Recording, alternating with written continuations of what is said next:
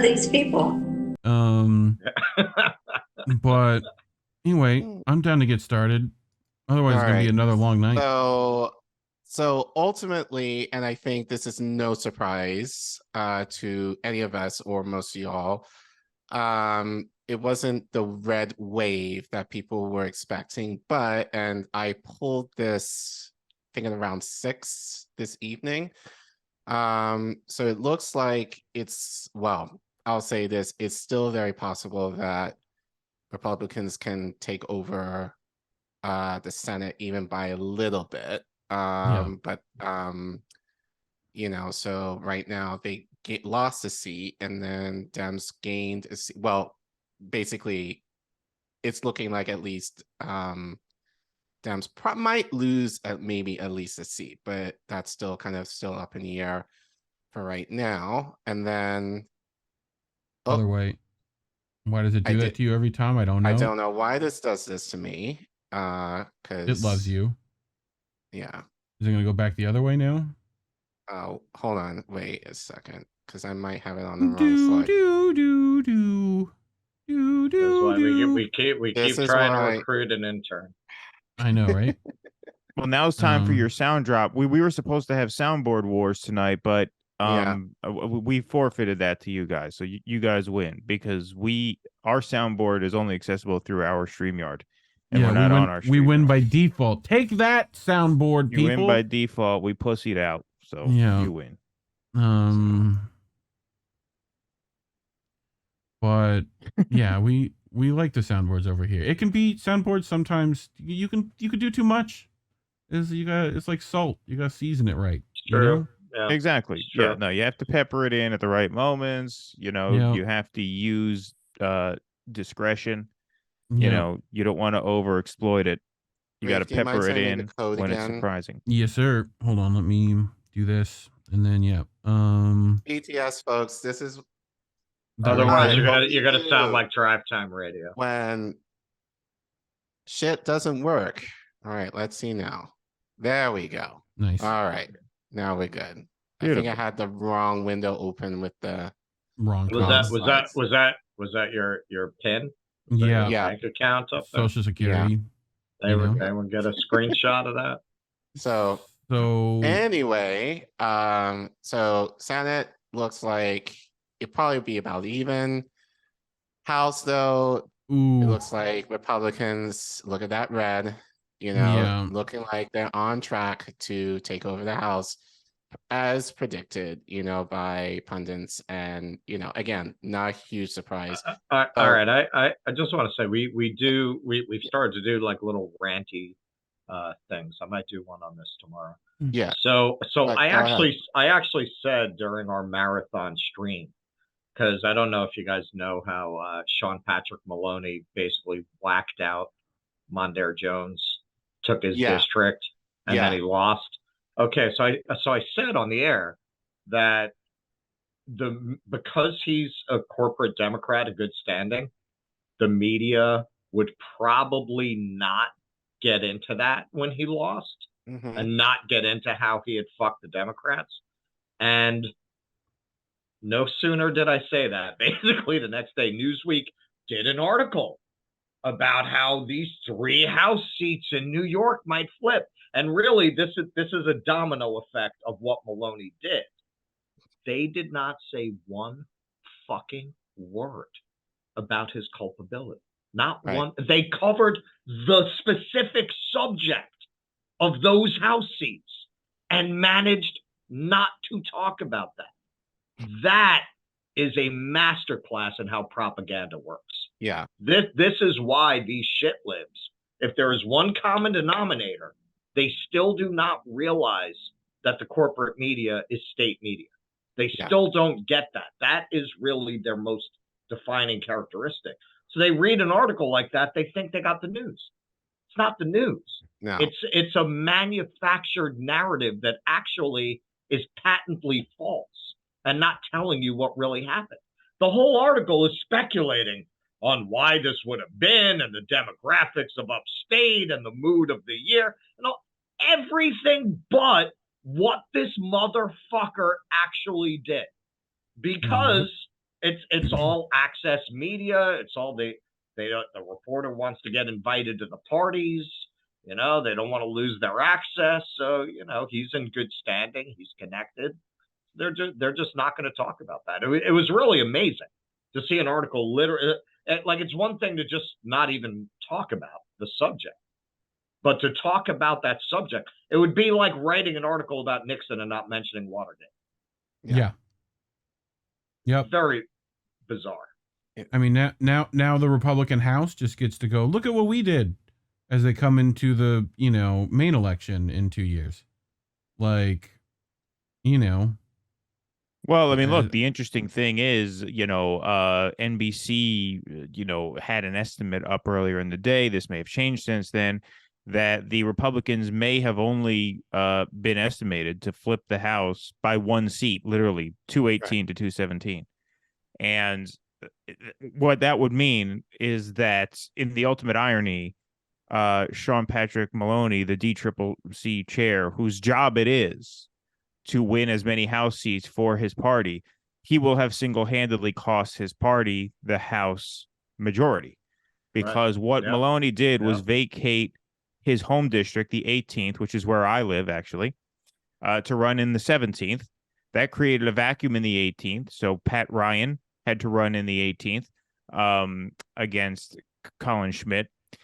Pat Ryan is running in the 18th, but he won a special election in the 19th, in, I believe it was August. And so he's serving in the 19th, running in the 18th. And what that means is that they had to find a new Democrat, Josh Riley, to run in the 19th. So basically, it's very, very complicated. But because Maloney moved, right, instead of Democrats running, have a marginally better chance. Right, because he thought he'd have a marginally better chance in the 17th. Because he moved, the Democrats had to run 3 new candidates in the 17th, 18th, and 19th. If he hadn't moved, they would have been able to run 3 incumbent candidates in the 17th, 18th, 19th, because Maloney would have stayed where he is in the 18th. Mondaire Jones would have stayed where he was in the 17th. And Pat Ryan, who won a special election over the summer to represent the 19th, would have been able to run for the 19th as an incumbent. And one thing that we did notice last night is that Democratic incumbents were surprisingly tough to bump off. You know, I mean, they showed a little bit more resiliency than was expected. Mm-hmm. And we could talk about why in a few minutes, but you know, let you guys do your thing. And Newsweek does an entire article about that without mentioning what Keaton just laid out, without mentioning one fucking word about that. The one race that surprised me was this one. This didn't. No, it surprised me. I thought that guy was going to lose so hard. Fetterman. You know, like the Fetterman. Yeah, look, I mean, I was surprised too. I thought the second he opened his mouth on that debate stage, fracking it was with over. Yeah. I just couldn't imagine. But you know what it is? Winning that race after that point. You know what it was, and this is what the Democrats just went in on, like, for the last 2 weeks. Pity. They went in on the pity vote, and I'm gonna say it. You know, like, because I'm hearing a lot about, like, oh, like, John Fetterman is a hero, like, he suffered a stroke and now I'm like, and I'm not making fun of anyone who had, like, my mom had a stroke 15 years ago, so, like, I definitely feel for John Fetterman, you know, in terms of, like, what he's gone through, like, over the last few months. But I tell people, like, stroke aside, he is a shit candidate. And, like, and stroke be damned, like, you can, like, be dead for all I care. But, like, I care more about your policy. I care more about, like, what you stand for. And I see a lot of stands, you know, just being like, especially for months, being like, oh, like, he's based, you know, he wears a hoodie. He's really, like, they tried to play him up as more like, I guess, the casual, like, appearance, like, just kind of more in that relatable kind of way. And there was shit coming out about him. Like, I know Sabby Sabs talked about, like, how what he did with that black jogger, that was reported on, but that kind of went under the radar. You know, we kind of talked about it a little bit, but no one mention anything about that, but the fact that he's pro fracking, he's pro cop, I would argue probably maybe anti-black somewhat, but no one gave a damn about that until I heard some of his best friends are, So. All right. So, it just, I think, like they went in on the pity vote, and to the Democrats' credit, they succeeded with him. But again, the idea that like it was even close at all with like Oz, like I think that's more than pro-Israel right as well. Yeah. Right. But so a lot of it was in play here, but honestly, I thought like I knew it could go either way, but I was expecting Oz to squeak this out, but Democrats went all in on like the That's still ableism bit, and they 47%, 47% to like 50%. That's a real slim margin for something for Dr. Oz. Right. Dr. Oz is a disgusting little creep. Yes. And that's why he lost. Like, if anything, it demonstrates what he wanted to vote against him. Candidate Oz was. More than he Fetterman. lost against a man who literally has cognitive difficulties that are going to interfere with his ability to do the job for which. Right. Oz told him to eat grapefruit, and he didn't listen. Like, he didn't listen. Like he should have taken those supplements. Should have been watching daytime television, Yeah. No telling, like, speaking for my mom, because actually she had 2 strokes within a span of a few months. The first one was kind of mild. She kind of recovered within like a day or 2. And then the second one, a few months later, like it took her like several months. And really, for all intents and purposes, she still hasn't completely recovered from that. So that, kind of coupled with like his ideology or lack thereof kind of worries me. And but as you guys said, I felt like this was like Trump Biden in the sense that people were voting against Oz, voting, people voting for Fetterman, and, and just again, the idea, just a pity vote that people would just kind of like, oh, look at this, like a baby, like, oh, look at this poor thing, like we have to help him type of bullshit. It's just kind of like, I don't care, like he's going to run your country, and like cognitively, if he's not quite there, like that is a concern, because that's ultimately going to affect how he will govern. And given what he was saying, like at the debate, I didn't really watch it, but I saw clips of it, and I was just kind of like, you're going to carry that with you into like January, and with the stress of being in the Senate and you're still recovering, like shame on the Democratic Party for even pushing him to like even continuing to go forward with that. Kelly M in the chat, we're right back to a runoff in Georgia. Which what was that? We got Herschel Walker at 48.5%. 49.4%, close enough to like have the runoff, right? Yeah, as of 6 when I pulled this, 6 o'clock tonight. 2.1% from the Libertarian Party. Interesting.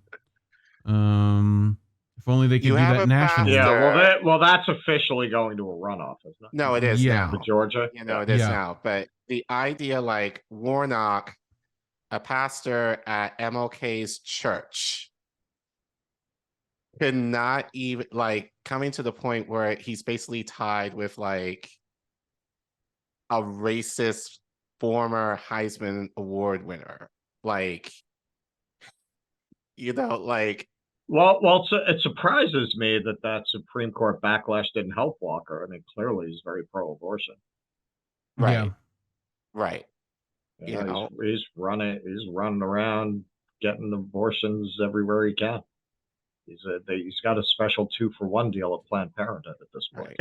Right. I mean, look, the thing is here, this was just a very bizarre midterms, in a number of ways. You had races very, very close, that Democrats were able to sort of piece together, because of largely a sort of hidden women's vote coming out, to protect reproductive rights in their state. If you look throughout the country, this was certainly true in Georgia. It was even true in Pennsylvania. It was even true in Ohio. I mean, they didn't manage to win Ohio, but Democrats did suffer in big cities because of inflation and crime. Right. It kept their margins down in big cities like Milwaukee, Cleveland's, Atlanta to a slightly lesser extent, Philadelphia to a slightly lesser extent, but still, you could definitely see their margins in the big cities were not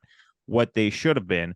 However, they made up for that by eating into the Republicans' margins in these smaller, more rural areas. And Right. so, like, where crime hurt them in the cities, abortion helped them out in these rural areas enough to make up for those lost margins in the urban areas in most cases. It didn't Especially work given a lot everywhere, of but it kept those- them in the game in enough places, and these races were close enough, and the Republican candidates were just bizarre enough that they were just weak enough to the point where Democrats were able to keep in the game in enough places throughout the country to have a shot at retaining the Senate. Now, the interesting thing is the narrative today is that there was no red wave, and it's absolutely true. There was no red wave.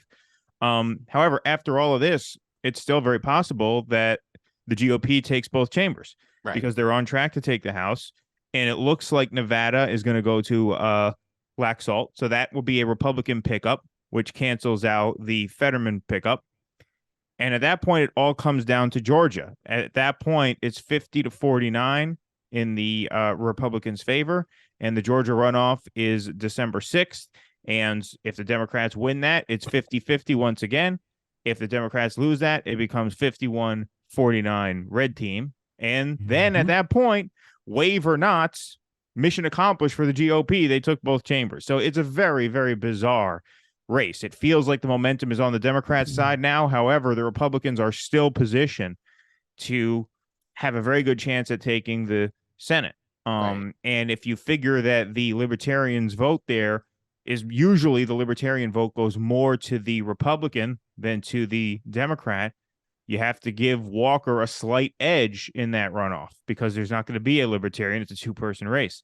And so after all of this, it's still looking possible. I would put it at exactly 50-50 at this point that Republicans take both chambers. Really just a wild. I'm just going to say this very simply. If they didn't fuck over people with the $600 stimulus, I would say Warnock had a better chance. People haven't forgotten that. So, so I feel like a lot of that kind of speaking into economics is also kind of playing a role in this too. Abortion aside, I think it's the idea of like, I know people have not forgotten about how Democratic Party stiff people, from their money. And, like with any one of us, like if you stiff us on our money, we're coming for you. And right now, I feel like in a lot of ways, Warnock is paying for that in terms of like how, the Democratic Party basically stiffed us, but I think especially Georgia. So, they also stiffed them by not passing voting rights. I mean, that was also a major promise that they made. Going into those runoffs, Ossoff and Warnock, right? Brian Kemp takes it at 53%, right? Over Stacey Abrams. I mean, maybe she should have got us at $2,000. Maybe she should have done that. That probably would have. I think Abrams is a Well, nobody. she never had the creation of the anything. media. The liberal media likes to prop up certain people. Beto is one. Then don't tell me you're going to do something. Abrams is a loser too. They're just losers who get propped up for no other reason than the fact that guilty white liberals feel good about themselves when they praise Stacey Abrams. That's it. That is the entire appeal of Stacey Abrams. And they didn't vote for her. Anyway. She is a guilt management memechanism for white affluent libs. But she was never going to win that race. They should really go out and host skate tournaments. Yeah, Beto. Beto, Stacey Abrams. hosting like skate championships, that kind of thing. Beto skates around. That would be a good kind of MTV. I'd watch maybe show for little that. X Games Democrat edition. I'm okay with that. Little X Games. Push Push Nancy Beto, on the mega ramp. Like I'm okay. I'm okay with that. Beto to me is the greatest example of a manufactured media event. Like now it's trivial because it didn't really go anywhere. But wow, man, like really you could write a book just about the Beto phenomenon. Right. And how fake that was. Do you remember how he was, which was just really insulting in and of itself. He was the white Obama. Remember, right. You had former Obama people saying he's going to be the white Obama. And, I had never, outside of Texas, most people had never seen Beto, right? So you're seeing all of these headlines, and I'm seeing all these shit libs, right? All of a sudden, all these people, and this is a lot of the appeal of the political press. They are selling the idea that by imbibing their fetishes and their attitudes and their obsessions, you become one of them. You're elite, right? So when they really get together and start drumming up a narrative like that, every shit lib will jump on it, and you'll see all of their tweets and their Facebook posts. All of a sudden, they're all pundits. They're all Washington insiders. Oh, this Beto guy, yep, he's gonna be something. They're fucking Jonathan Chait over there all of a sudden. And he got him a cup of coffee, so they like him. It's like I had never seen him, and then I saw a video. What did he do with transportation? What, like, Beto? Yeah. Like how? What is? No, you're thinking of Mayor Pete. Oh, you're thinking of Mayor Pete. You're thinking of Mayor Pete. Both of the same fakeness. Same but thing. Yes. Yeah, no, same thing. Same thing. Pete had a little more talent than Beto, so Pete, well, he checked a box. Yes. Beto doesn't check any boxes. Pete also has more talent than Beto. Yeah, he does a good show too. Yeah. I'll give you that. The first time I saw Beto O'Rourke, after I had only seen all the headlines, and I had seen every shit lib I know parroting those headlines. I watched a video. I said, "This guy's a fucking moron." Extra bullet. What are they talking about? This guy's jumping on tables. He's jumping on this. He's jumping on that. This guy thinks he's like the skateboarding fucking John Kennedy over here, and he sounds like a fucking total loser. Stacy doesn't have to worry because in 1,000 years she'll be president of Starfleet. Yeah. Yeah. I got that. Yeah. I got that too, and I don't watch Star Trek that much often. So I guess I'll take this one since it's my shitty state. Oh, are you in Florida? Unfortunately. Yeah. But yeah, we got DeSantis here at 59.4%. That's a big margin. Blowout, in politics. baby. Blowout. Yeah, like that's a lot of damage. Like, dude, why again? Tallahassee, of course, went blue. Look how gerrymandered this is, by the way. I just want people to notice. Like look at Miami. Look at Miami. Orlando. Cut into 4. Like this is like, the same Debbie Wasserman Schultz district. I mean, I'm sorry. This does look like a penis with an STD. Yes. Like here are the little bumps, the little outbreaks. I live right in front of the balls. Like. Oh yeah, that's you right there. Yeah. Right. Now that I look at it, right there. I'm starting to feel bad for Tiffany Cross. Maybe she shouldn't have been fired. Yeah, exactly. Was that extra blue part? Where is that at? Where? North of Orlando. That blue area there. God. Now I have to think. Tallahassee, Jacksonville, Gaines, maybe. This is I mean, look, I like- think that's one of those rural areas that went blue. You saw pockets of that in Georgia. You saw pockets of that in Ohio. But this is the kind of map that Republicans were looking for in every crucial state. DeSantis was able to do what Republicans hoped to replicate throughout the country. If you look there, Miami-Dade County is red. He won that 55-45, more or less. Broward County, which is just north of Miami-Dade, that blue strip right there, that went for Chris, but only about by 57-42, which that should be about 66-33. Just north of that is Palm Beach, where West Palm Beach is. That's supposed to be blue. That went red. That Tampa went red. Business. That's supposed to be blue. Orlando went blue, but only by a handful of points. I think it was less than 5 points. Yeah, Gainesville, I by the way. noticed that. Like some of these big it is cities Gainesville. Okay, typically should have gone blue. Gainesville, Lake City. Oh, but DeSantis is a gamer. DeSantis performed. Yeah, And this is why Russell and I were saying in our live stream this morning that his stock really went up yesterday and Trump's stock really went down because DeSantis executed the plan that Republicans hoped to execute nationwide but couldn't do. Right? Herschel Walker couldn't execute that strategy there. Neither could Dr. Oz. Neither could J.D. Vance, really. He won anyway because Ohio is such a red state now. But you saw pockets of blue in rural Ohio where there shouldn't have been any. You know what I mean? And so, DeSantis was really the only one who executed last night. And that's why, somebody put on our chat last night, or maybe it was this morning, that Fox News is sort of running with the narrative that he's now the new leader of the Republican Party, not Trump, which is interesting because Trump is going to announce his candidacy for the presidency in less than a week. That's also what they say. Like, he executed in a state, but like, watch what happens on a debate stage when Trump's like, I've always said your wife's ugly. It's going to be terrible. He'll take Trump apart.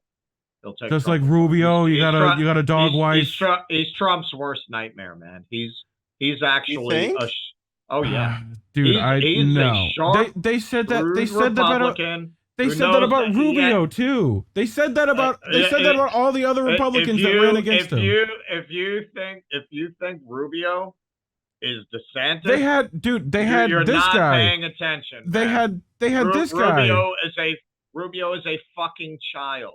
They had DeSantis is a smart, shrewd, Machiavellian guy who knows how to play the culture wars, pick the right side in the COVID arguments, and is going to ride that to the presidency.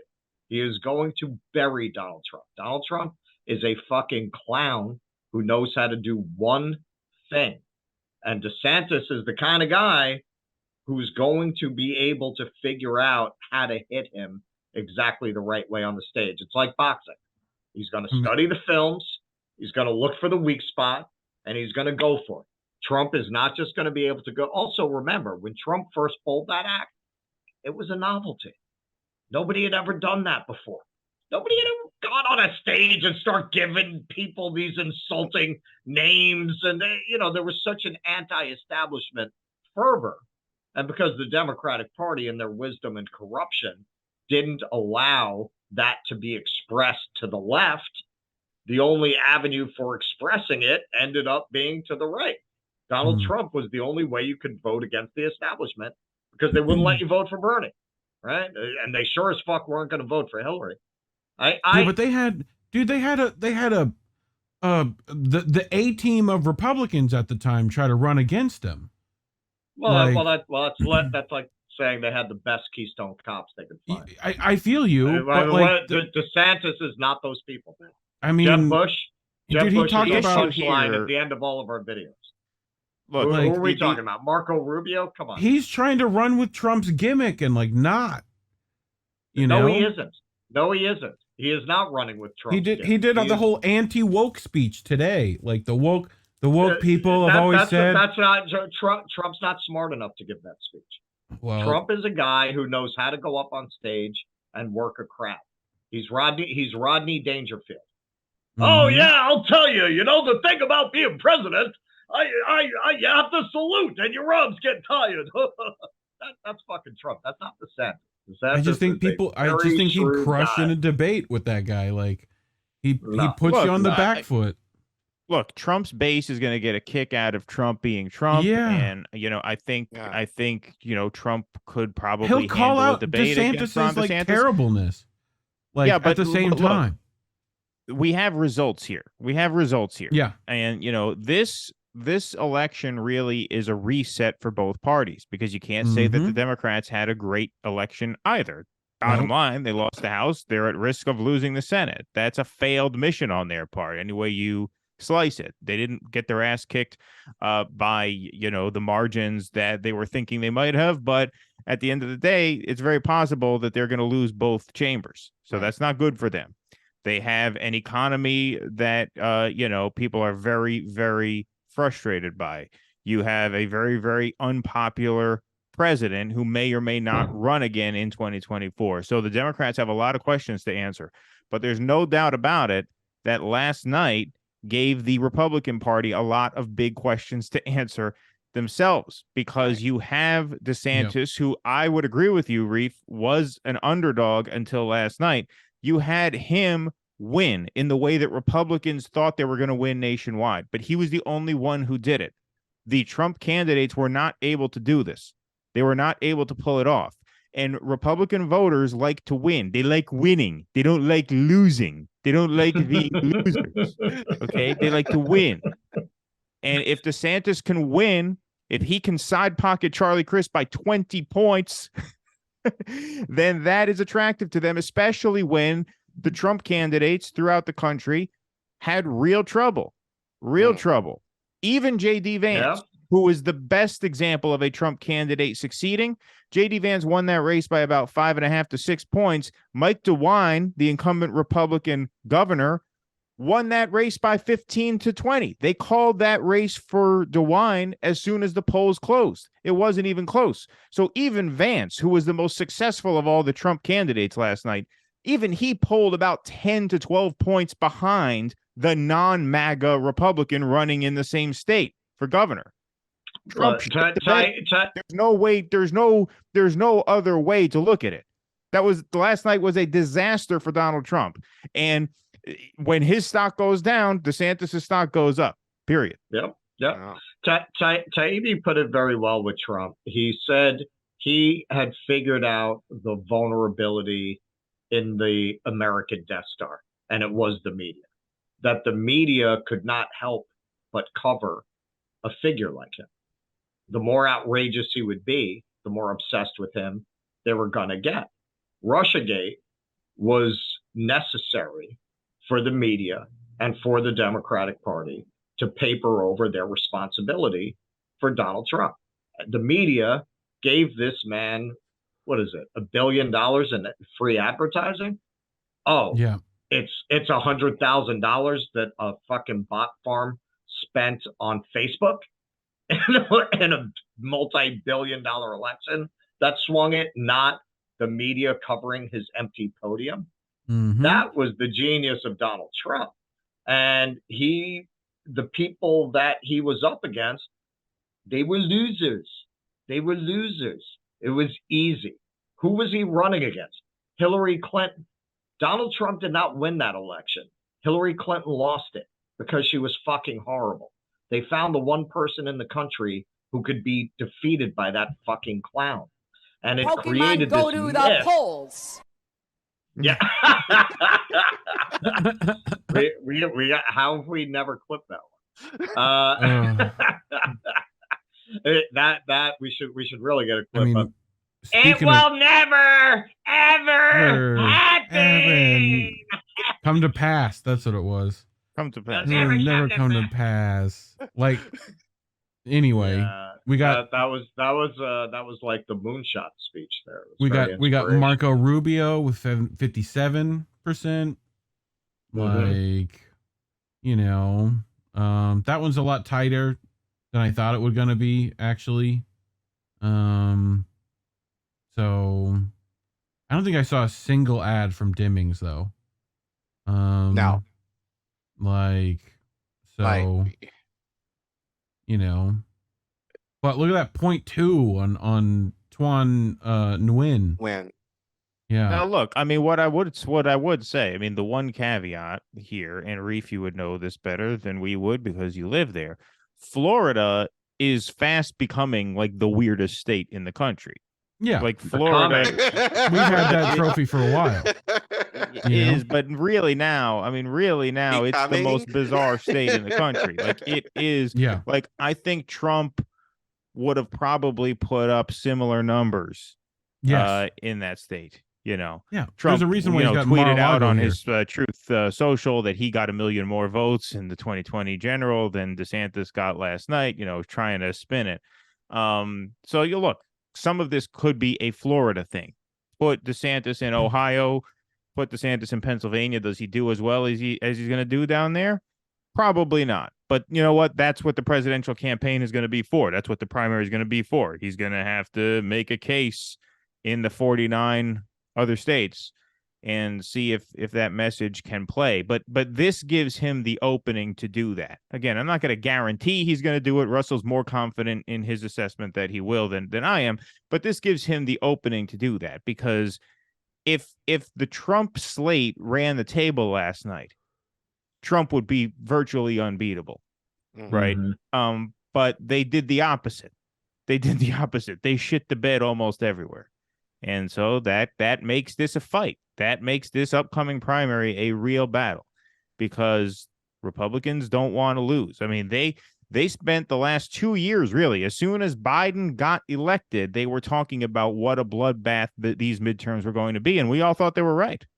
We all thought they were right. But through a combination of circumstances, obviously, Dobbs did not help them at all. It hurt them very, very badly.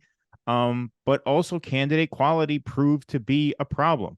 There's no way to interpret it any other way. The fact that Kemp side-pocketed Abrams by 8 points, and now you have Walker struggling into a runoff, right there, that tells you there was split ticketing going on. There were people who went in and they voted for Kemp for governor, but they didn't know if they trusted this fucking, punch-drunk, lobotomized football star to be their senator. And that's just a candidate quality issue. There's no two ways about it. When we've got JD Vance here in Ohio with 53%, right? Just talking about what you were saying before, Keaton, same shit. Yeah. Like same shit, split ticket, pretty much, like, Yeah, now these maps, this is the Google one, so they don't give you the shades of red and blue. The way that some of the more detailed maps do. But a lot of those red counties there between Cleveland and Columbus, those are more pink than red. So Vance won those counties, but not by much. He won them, 60-40, whereas those rural counties usually go 75-25, right? Yeah. And you see even a couple of those tiny ones even went blue. Right. And so, I mean, that tells you something. What was the final count there? I can't see it. It's too small on my screen, but what was his final margin? 53-47. Yep. Mike DeWine won that by, I think, 15. Yep. Split ticket. I mean, most of these were like, that Mike DeWine you're just talking about, right? 62. Right. Look at that. 62. So wow, he this did better than I thought. So okay, so there you have it. Mike DeWine wins by 24 points. This is the same pool of voters. They vote for DeWine by 24, they vote for Vance by 6. That's an 18-point difference. That's 1 in 5 voters. Split the ticket. DeWine, Ryan. All right, so that is an indictment of JD Vance, and by extension an indictment of Donald Trump's judgment. Well, this is where I think we have got to shift our paradigm. And, we in the alternative media pride ourselves on being resistant to mainstream narratives. But look, man, we probably all somewhat absorbed the narrative that the Republican base wants these maniacs, that they want the Palins, that's their thing, that's their drug of choice. The electoral evidence is really not bearing that out, man. The Youngkin guys are doing a lot better. No, the normies are doing much better. The normies are doing much better because look, you've got a new generation of normies. They're not like the Mitt Romneys. Yeah, the Mitt Romneys did not appeal to the Republican base. But you give them people who are basically give them enough of where they are on culture. And definitely Donald Trump has created a shift in where that is, but not as much of a shift as the media would make it out that, yeah, no, they want these rootin' tootin' crazy anti-abortion nut jobs. If that were the case, last night would have gone very well, who votes in a midterm? Right. And the party base. No. Party base votes in a midterm. No, not Trump's base, though. No? Like, not Trump's base. Trump base comes out for a main election because they get free beer. But the Trump base is the base. Well, the Trump base of now. The party at this point. The people look, all the anti-Trump people became Democrats. The elderly, the over 60 who like their nice, polite Republicans. Who look, that's never an interesting Trumpers. point. Look, I understand what you're saying. What you're saying is that Trump himself wasn't on the ballot, and so the real diehards may not have come out because Trump wasn't on it. It's not right? it's not as sexy, to quote Anna. It's a but midterm. But I think there's enough overlap between the base of the party and the Trump base now, just because he's the de facto. I mean, he's not the de facto. He is the leader of the party until someone unseats him. But it's not like he bombed. He also made his wishes clear. Yeah, on who he wanted, what he wanted. Yeah, he was out there rallying, right? I mean, he went out and rallied. He put himself on the ballot. He injected himself into this midterms, as much as he could, thinking that last night would have gone really, really well for his candidates, and that would have been it. That would have been it. There'd have been no Republican primary, really, if the Republicans ran the table last night. Yeah. But that's not how it happened. Yeah. And as you said, it didn't, if anything, some of him inserting himself in that kind of backfired. It was a gamble. It was a big gamble that he took. He'd have been smarter just laying back. Mm-hmm. He'd have been smarter not endorsing candidates, just let the process play out, let guys like Youngkin, that was the model. Glenn Youngkin, Virginia governor, plain, red button vest, whatever, unthreatening Youngkin. If Trump just hung back, let this play out, the Republicans would have done very well. He's still the leader of the party, right? No one would have been able to sneak in and upstage him. Then he could have announced next week, and he'd have been the overwhelming favorite. But instead, he put himself out there, and things blew up in his face. And now he's got a real dogfight with a governor of a huge electoral prize. I mean, Florida, according to the new census now, I think has over 30 electoral votes. So now between Florida, Texas, and Ohio, that's it. The GOP's got almost 90 votes right there out of 270 they would need. And 31 of those are from Florida. And you got the governor of that state whose star is rising now with a real case to make that he should lead the party and not Donald Trump. And so, backfired majorly. And he's a fusion of a Youngkin and a Trump candidate. He's a perfect unity candidate to bring together that entire base. Unity. Yeah, he's edgy enough to not be Youngkin, but he's normal enough to not be Trump. Yep, exactly. Keaton, you mentioned something that I what a low bar we have, Well, this is politics. Well, look at the fucking mummy that he'd be running against in a general election. Yeah. But you know what, though? Keaton, you mentioned something that I've said, because I've kind of gone back and forth of whether Trump would run again, because he doesn't have to. In a sense, he's essentially kingmaker now.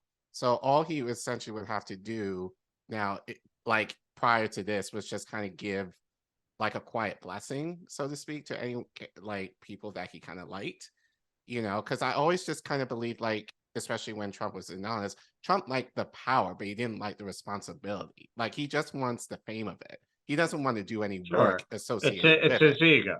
Yeah, it's his ego. So it does kind of make sense, given what Trump has been doing. Really, I could argue really for the last few months, but I think especially kind of kicked off with especially within last month, doing going to rallies and all the kind of stuff to kind of get his name out there again, thinking people are just gonna, people love me, so I'll just say whatever I need, and everyone will just kind of fall in line, and and I think last night it kind of showed he doesn't necessarily have that kind of pull or that power that he probably would have had if he kind of laid low, as you said. So I also think, just thinking about it, yeah, I'm kind of doubtful now. Like, I was very sure, like, especially maybe up until maybe like last week, he's like, because I hear the rumors, like, yeah, he's probably going to announce,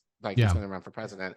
Like, I was like, yeah, I can probably see it. I also said that they could just say that. They were like, yeah, no, Trump's you got to vote because Trump's going to run. And yeah, and that's the other thing too. They probably could say that just to get people like on the Democrat side, just to scare them to be like, oh, we have to vote.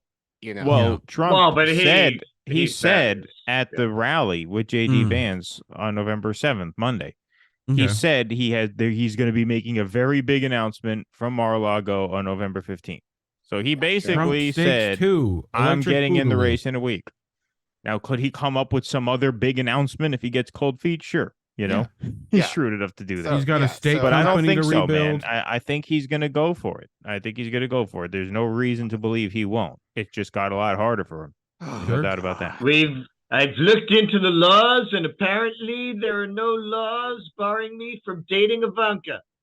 Yeah, right, so exactly. That's his big announcement. I'm in a throuple with my daughter and my wife. A throuple, big announcement. Thank you very much for coming. Enjoy the buffet. So to wrap it, I'm getting tired of winning. Some of these slides to catch up a little bit. Governor of Michigan, Gretchen Am I running Whitmer. for president? No, I was never intending to do that. No, that's fake news. Fake news. I'm not running. Fake news. I had enough of that. He would say that though. Yeah. Texas, we had Abbott, right? Who cares? 54. Next, Arizona, Katie Hobbs. Not much there either. Arizona. What's going on with that count, man? Has that started moving again, or are they still stuck at like 61%? Yeah, slow shit. 6 this evening. So what the fuck is going on over there? I have no idea. No idea. It's unbelievable. Last night, we were on like we said all night. Nevada polls closed at 10 Eastern. We didn't get any results from Nevada until after 2 a.m. 4 hours went by, nothing, zero. Yeah. Then some early vote, I guess, came in, or some mail-in, whatever. New Jersey's everything was broken. Everything was broken in New Jersey. So, but anyway, we tend to like this guy in the show. Colin definitely likes this guy. He has some words on voting that I thought people should hear. You ready? I don't care if you're ready. We're doing it anyway. Yeah. Democratic. No, I'm not a Democrat. If you look at the Africans in the Democratic Party, now I'm not a Democrat. I've never voted in my life in the Democratic Party, and I never vote in the Democratic Party. It's racist and it's capitalist to the core. This is understood. And I shed my blood. I shed my blood for the vote now. I want to make that clear. Some people get confused. The vote for me has never been the road to liberation. It's only the means of organizing my people. You vote for once in 4 years, and that's your political responsibility. That's the height of bourgeois propaganda, making the people politically irresponsible, thinking their responsibility is limited to a one-day vote. But politics is every day of every minute. You have to be aware of what's going on, not voting on one day. So the vote has never meant anything. So I'm not a Democrat. See, I would call that guy the Black Obama. No. I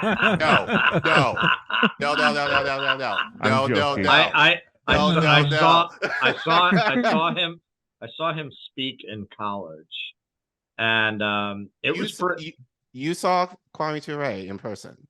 Yes. Oh wow, how was that? It was pretty fascinating, because he was an incredible speaker. Mm-hmm. And he was preaching bloody revolution. Yes. And he kept using the refrain. It was like watching a great preacher. He had that kind of rhythm. You had that cadence. And he had that cadence, and he had that thematic continuity through his entire speaking. No. So he kept coming back to the theme. He kept tying it to Christianity. That there is no salvation without the shedding of blood. That's what he kept coming back to. Right. To say we have to shed blood.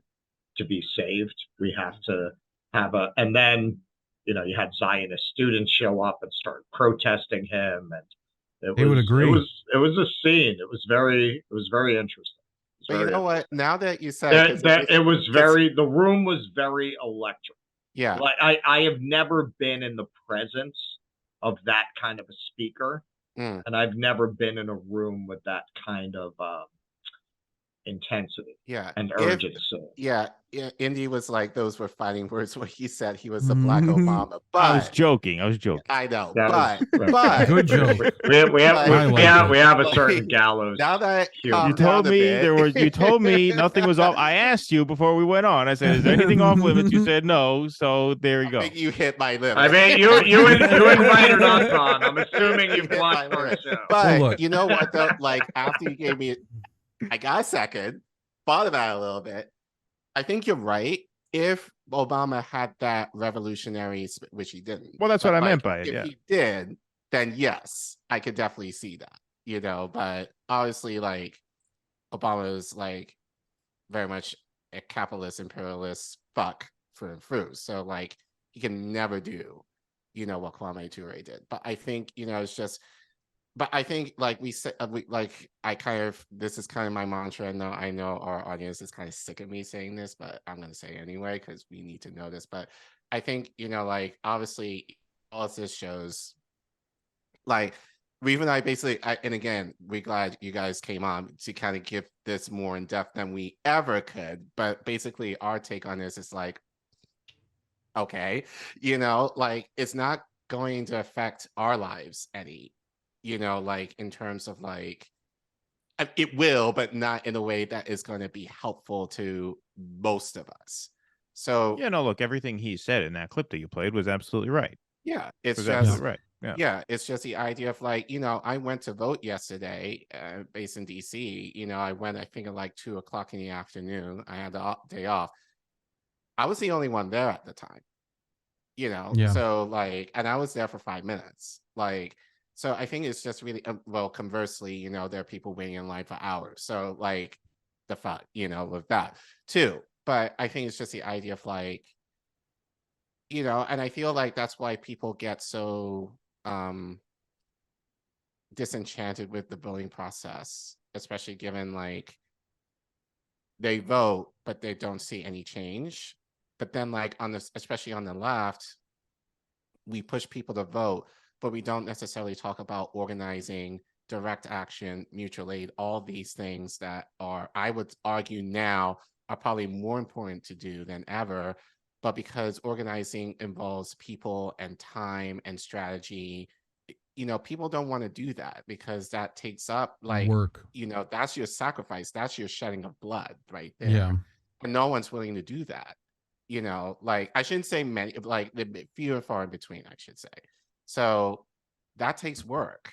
And like, well, yeah, I mean, look, we got into this last night on our stream, and I've said this over and over again. The electorate is becoming bougier and bougier. Yeah. I mean, what Ture said there about, this idea that, every 4 years we go and we vote. What kind of bourgeois bullshit is that? He's absolutely right. But that's the electorate now.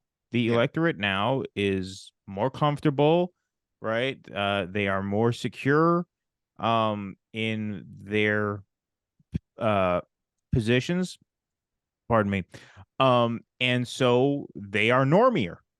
They're more centrist. Like the centrists are winning in that sense. They're not winning because they're correct. They're winning because they have been successful in sort of manipulating the boundaries of the game. And the so-called fringe left, like the Bernie movement, they've kind of been taken off the board. UK, same thing. They took the Corbyn movement off the board, right? And so who's left to vote? The people who are left to vote are the people for whom defund the police is terrifying, right? And so that's the overall dynamic here. And that's why politics is so constricted now. You're missing the new right. They're voting. Those guys are voting. I was talking about Al Franken's surely worried about the new right. Did you guys see this little clip? We're not gonna be able to pass anything. There's gonna be hearings. They're gonna investigate. They're gonna try to impeach stuff. Just figured we'd play that a little bit. You know, I know we had some bad jokes earlier, but you know, Al Franken's here, so you know,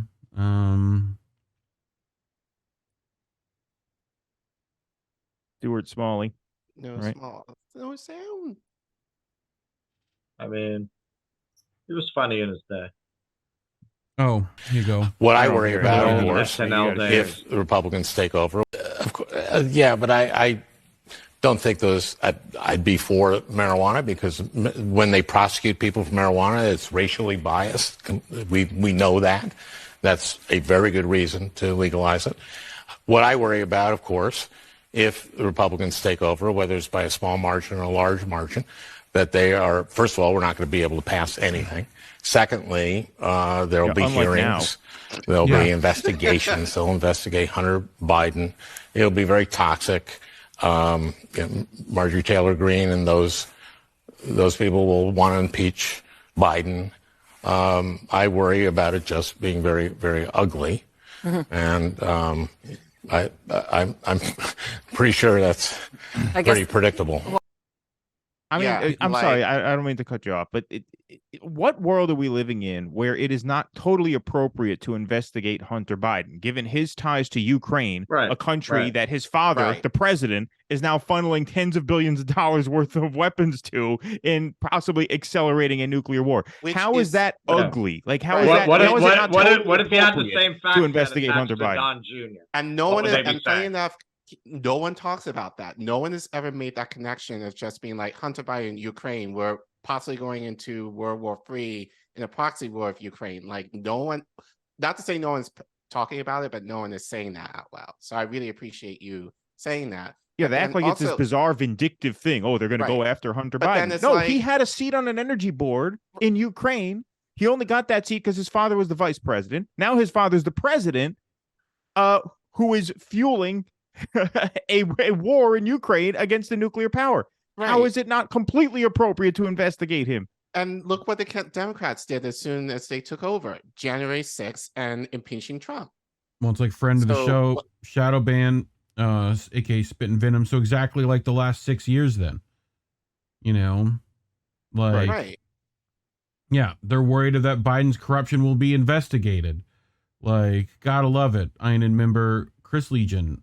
Well, they are. I mean, look, one of the things I think, they probably would have done this anyway. I mean, the Republicans go for your throat whenever they have power, right? Yeah. But especially given the narrow margin with which they won this race, I think they're going to feel a need to be hyper aggressive because they feel like they haven't torn down the Democrats enough to feel good about 2024 because they just barely won this midterm. So now they're going to feel a need like, okay, we really got to go for these fuckers' throats now.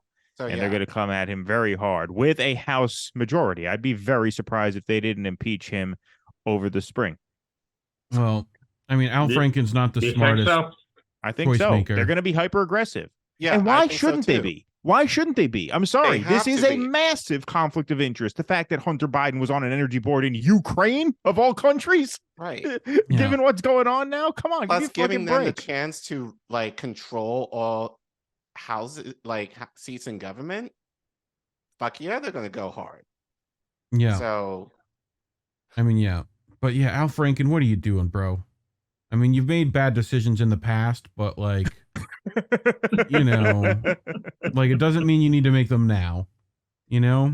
But anyway, I think we've done most of the election coverage, Collin. Yeah, but I know. So anyway, thank you guys. That was, again, a lot more in depth than we probably would have ever done on our own. So definitely appreciate you for that. So now I just get to take more of your time for more segments. We had 16 hours of rehearsal for that segment. I was going to say,